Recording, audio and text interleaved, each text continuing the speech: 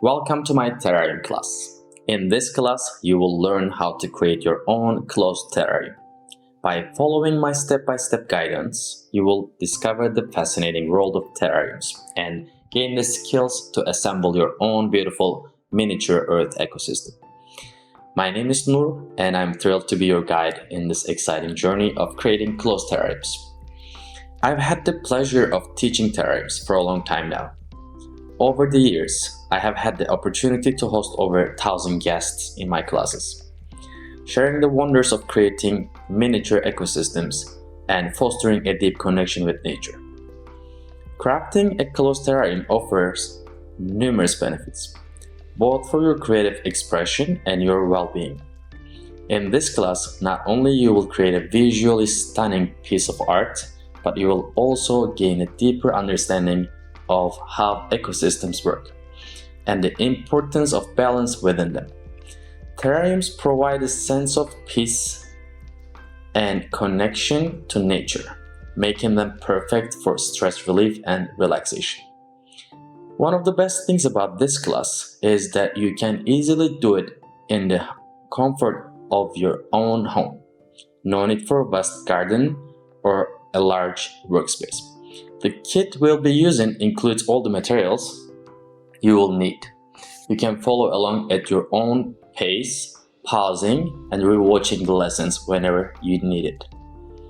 Throughout the class, we will explore the importance of each element in the terrarium and how they contribute to creating a sustainable ecosystem. We will cover every step in detail.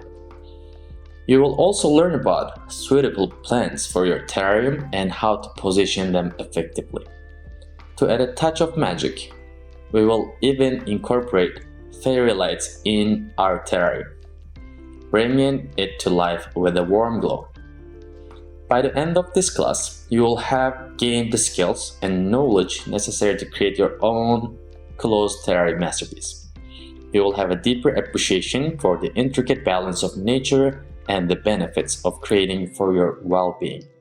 So, join me now and let's embark on this creative and educational journey together. Get ready to craft your own miniature earth model and discover the joy of creating a self-sustaining ecosystem right in your own home. I'm excited to guide you through the process of creating your own closed terrarium. These miniature ecosystems are not only beautiful but also provide a unique therapeutic experience. So let's dive in. Welcome back. Today I'll be teaching you how to make a waterfall terrarium. The first step is adding our pebbles for our drainage layer into our jar. Half of it will be fine, the other half you can use it as decorations. And the second step is adding our burlap. It'll separate pebbles from our soil layer. You can use a marker to determine the edge of the jar, and I'm gonna go like this. I'm gonna draw my jar's diameter and then I will cut it. Instead of cutting smaller, you can cut it exact or a little bit bigger would be fine. Burlap separates soil layer from pebbles. It helps them to hold their own functionality. And you can use your scissor that you have in the kit.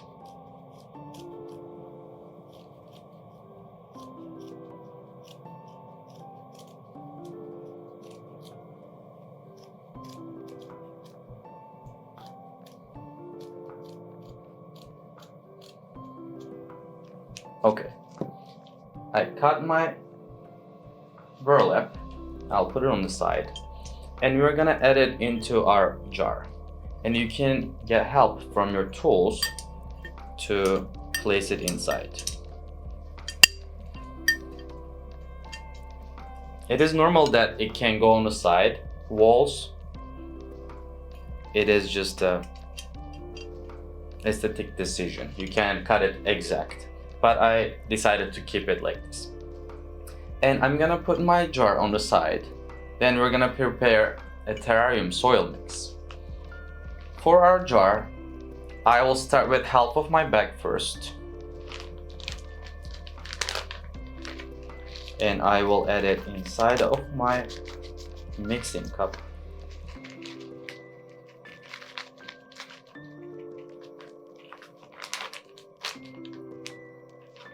And this is moisture control soil mix. And there's cocoa peat inside as well. And the functionality of it is maintaining the moisture inside of our terrarium. And moisture is very important to balance because it can help it to create mold, which we don't want it inside. It's not the ideal. And then peat moss, the second step, is going to get inside of our mix. And peat moss can hold 20 times more water than its dry weight. This will keep the mix humid all the time. And I'm gonna add half of it inside. And I will help it to separate with my fingers.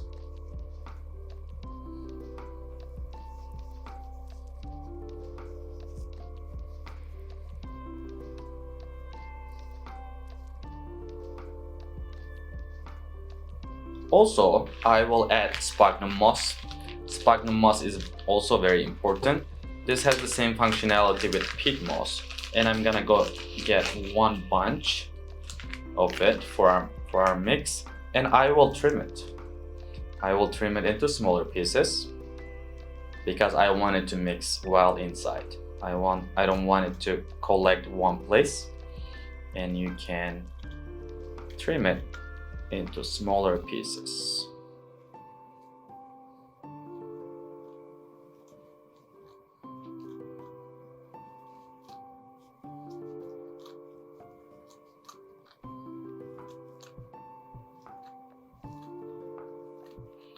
Also,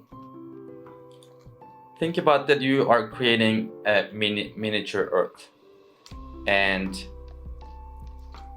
if you think about gas cycle, oxygen and carbon dioxide, people are breathing oxygen and giving back carbon dioxide. And plants are converting carbon dioxide into oxygen. So there's a life cycle going on there. And think about how we can set the same gas cycle inside of our jar. It's a closed, airtight terrarium, and it's been alive for about 5 months. It's super healthy. And we have to set up a gas cycle inside. So think about, where do they get carbon dioxide? In our Earth, we give carbon dioxide to plants. But how do they get carbon dioxide inside of a jar? There you go. We have activated carbon. So this generates carbon dioxide to set up our gas cycle. And you can find the same thing inside of coffee machines or aquariums. Maybe you cannot gas it, but it filters the water as well. So this will generate carbon dioxide to set the gas cycle in our terrarium. Also, it'll filter the water inside. So let's open this one and then add it into our mixture. So I will cut it from the side like this, and then I will go and sprinkle on it 2 times. We don't need too much because we don't have much plants, many plants. If we were setting up bigger jar with so many plants, we would need more. But in our setup, we need only 2 times sprinkle would be enough. Then the last step is adding water, because I like to add water before adding it into our jar. The reason is we can control the water better in our mixture before adding it. If we are adding the water after we add the mixture, it is hard to prevent overwatering.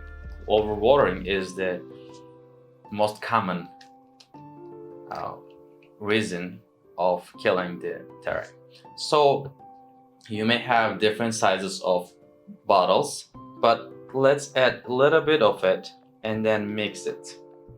You can use your tools to mix it until we reach a good consistency.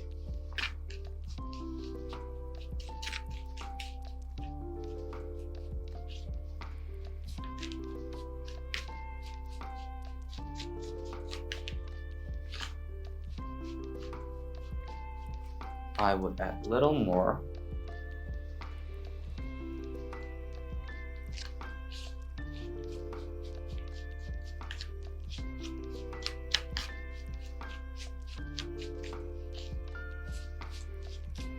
The color should go darker as we add the water, and it should stick to each other better.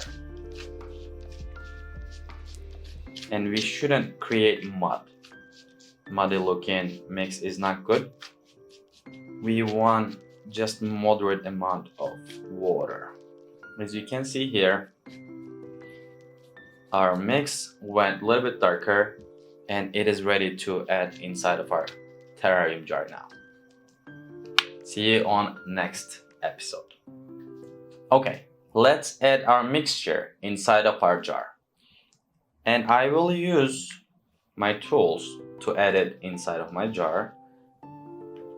We will fill 1/3 of our jar total with our pebbles as well, because we need some space for gas cycle and also for beauty reasons. And I'm gonna add my mixture inside of my jar.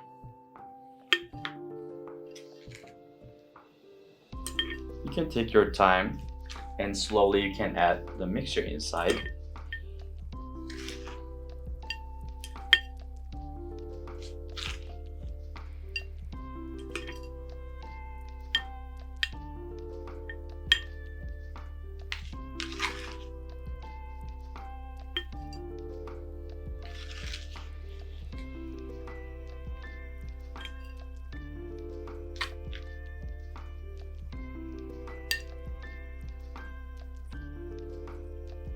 It is not the mandatory thing to add 1/3 of it. You can add a little bit less or a little bit more, depends on your choice of aesthetics. Plus, if you're adding a plant, if the plant can hold in this height, this is the thing.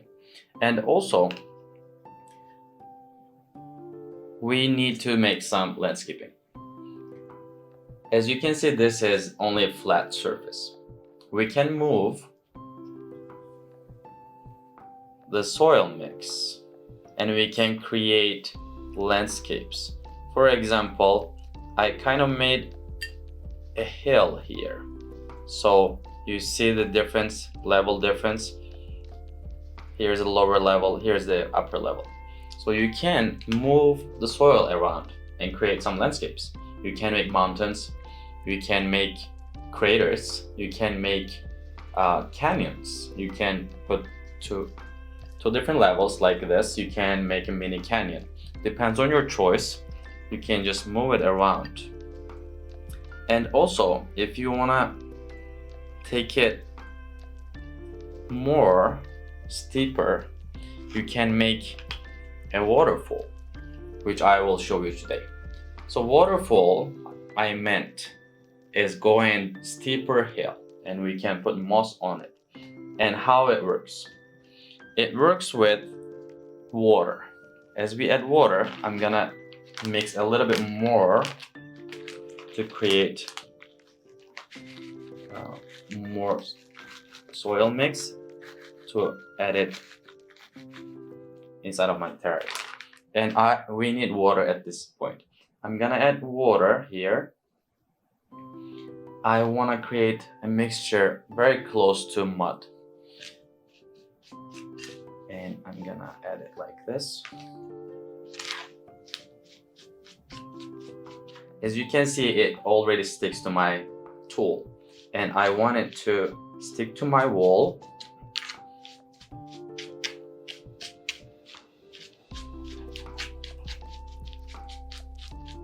and I want to make sure that water goes everywhere in my mix. I don't want it anywhere dry. And you mix it well. I want to add a little bit more water.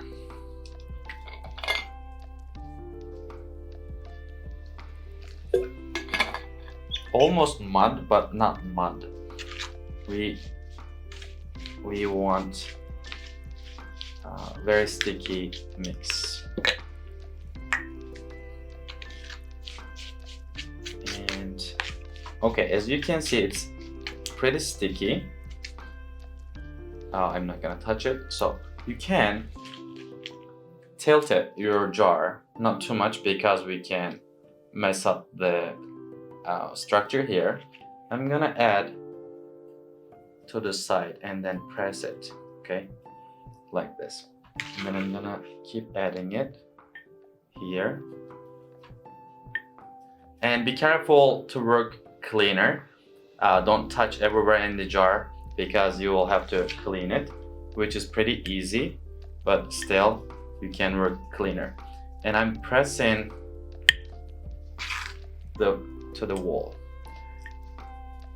And you can make it a little bit thicker for it to hold it, and you can add some of it here to the bottom to help it to keep the structure up and standing.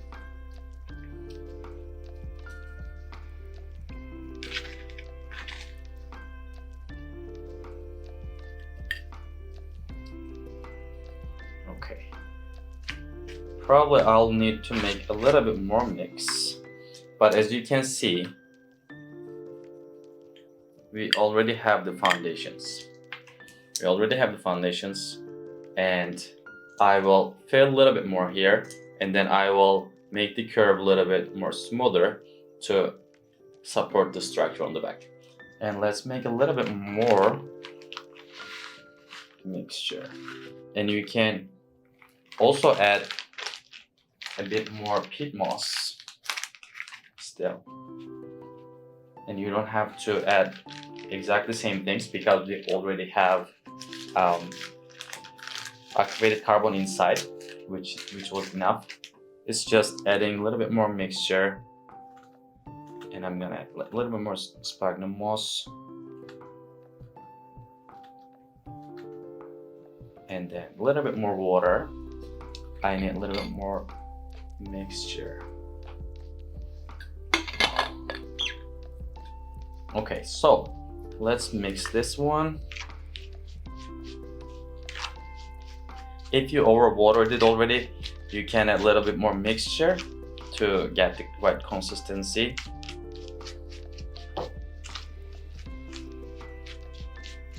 Add the water slowly until you reach a good consistency that you think it can't stick to the wall.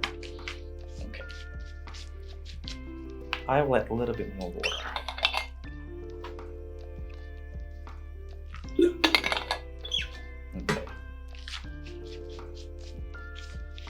Okay, I got a perfect mixture. Then you can use your hand to clean the tool if you want. Okay, you have to get your hands dirty. Perfect. Let's add a little bit more mixture. So I'm gonna make a little bit more steeper, but I'm not gonna go all the way up. I'm just gonna go like this, and I don't want it super straight. I want it gradually going up. That's why I'm gonna fill a little bit more down here. Okay, so make sure that you press the soil mix onto the wall.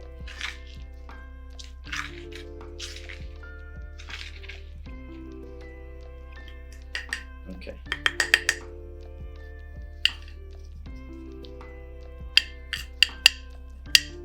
I'm trying to work as clean as possible.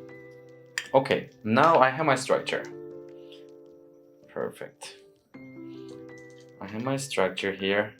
As you can see, there are some parts are not touching to the wall, and I make sure that they are touching to the wall. Okay, perfect.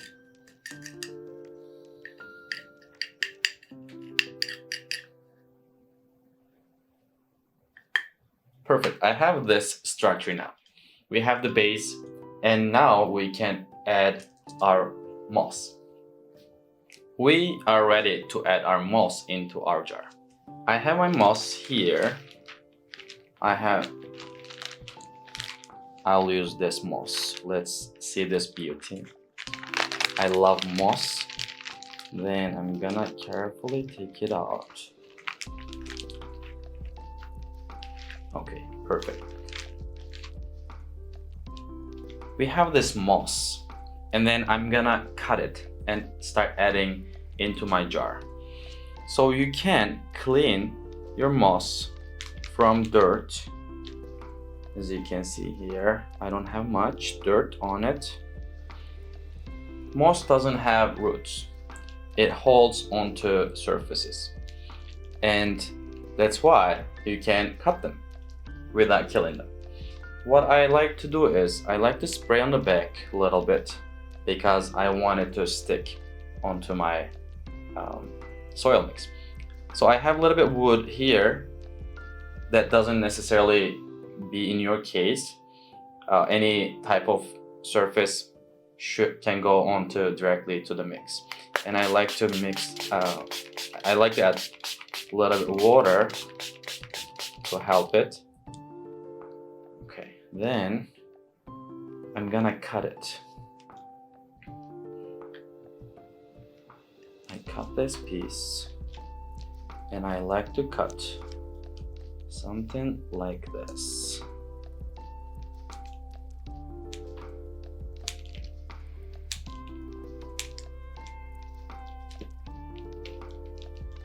I don't like tearing it apart because it can add up some dirt, and let's add it into our jar like this.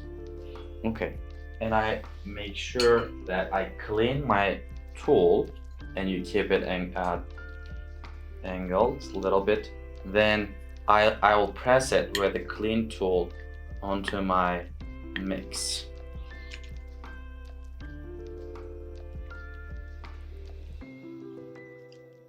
And I will add this one. I'll cut smaller pieces and I'll drop it inside. Then I'll give it a position like this. And I will add my other piece as well. I like to trim a little bit on the sides. Then I will add it into the side like this.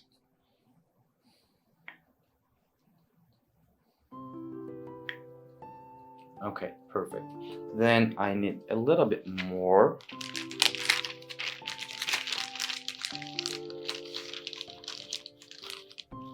Okay.